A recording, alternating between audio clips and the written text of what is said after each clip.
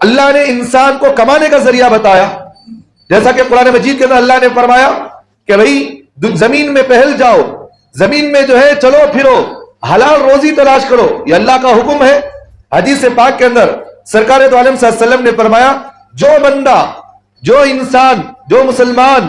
صبح سویرے نماز پڑھنے کے بعد نیک نیتی کے ساتھ کوئی بندہ اپنے اہل و عیال کو پالنے کے لیے، اپنے گھر والوں کو پالنے کے لیے اگر کوئی بندہ جو ہے ان کے لیے صبح سے لے کر شام تک مشقت کر برداشت کرتے ہوئے حلال روزی اختیار کرتا ہے، اللہ کے رسول صلی اللہ علیہ وسلم نے فرمایا وہ جب تک گھر کو واپس نہیں لوٹے گا وہ جہاد میں رہ کر اللہ کے راستے میں لڑنے کے برابر ثواب ملتا اسے۔ جس طرح ایک مجاہد جنگ کے میدان میں اپنی ہتھیلی پر جان رکھ کر جس طرح اعلاء کلمت اللہ کے لیے جنگ کرتا ہے، جہاد کرتا ہے، تو اسی طرح اگر کوئی بندہ اپنے گھر والوں کو پالنے کے لیے، اپنے گھر والوں کو حلال روزی